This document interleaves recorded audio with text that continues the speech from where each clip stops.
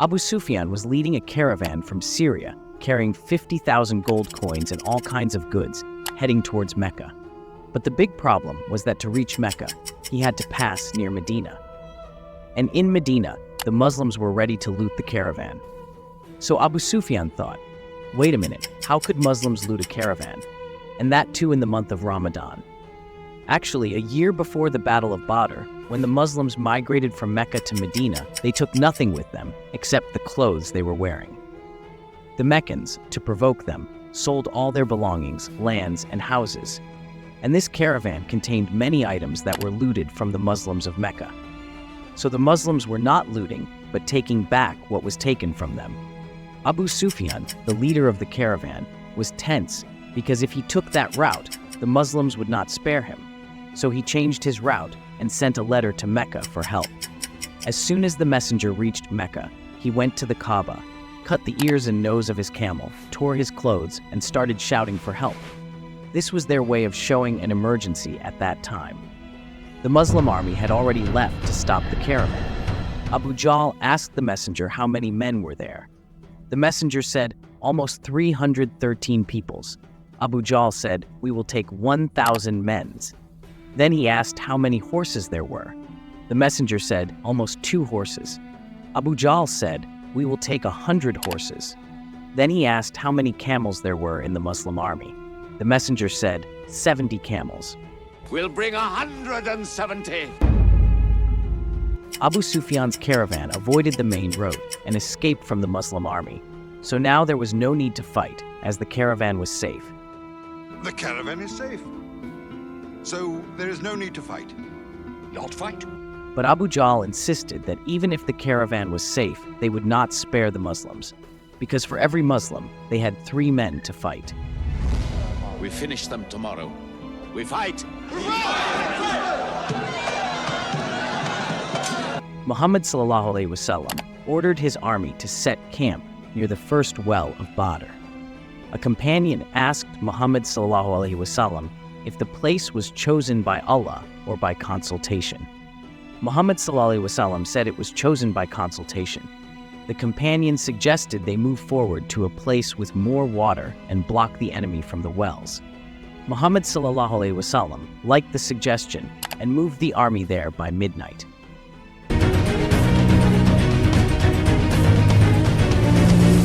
The next day, when Abu Jahl's army appeared, it was 3 times larger than the Muslim army. Utbah, with his brother and son, came forward and challenged the Muslims.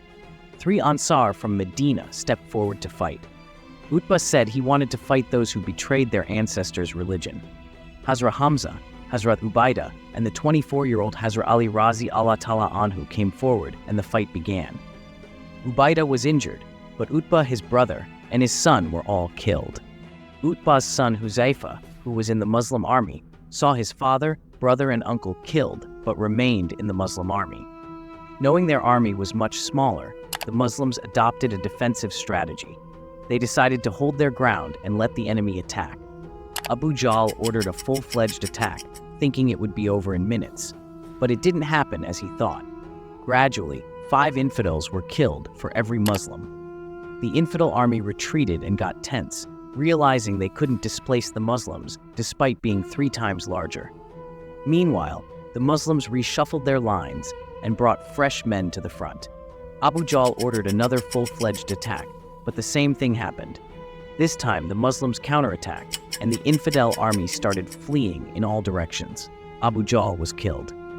In Mecca, everyone was waiting for the news of victory. Because in the last 60 years, the Quraysh of Mecca had not suffered a major defeat. They had even defeated Abraha's 60,000-strong army 65 years ago. This was why the entire Arab world considered the Quraysh their leader. But now, the Quraysh of Mecca were defeated by just 313 men. When the first survivors reached Mecca, no one believed they could have lost.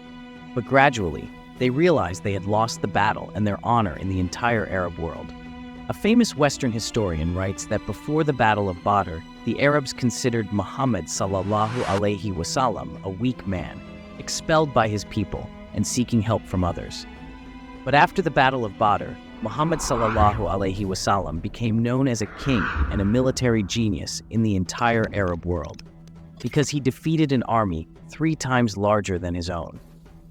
When the Muslims returned to Medina with the news of victory, there was celebration and joy everywhere. But as soon as Muhammad sallallahu alaihi wasallam entered his house, he learned that his beloved daughter Ruqayya, whom he loved dearly, had passed away a few days earlier. This caused Muhammad sallallahu alaihi wasallam great sorrow, but he did not mention his grief to anyone to keep the Muslims' joy and celebration ongoing. But the celebration couldn't last long, as Abu Sufyan started preparing a force of 3,000 men from across the Arab world to take revenge.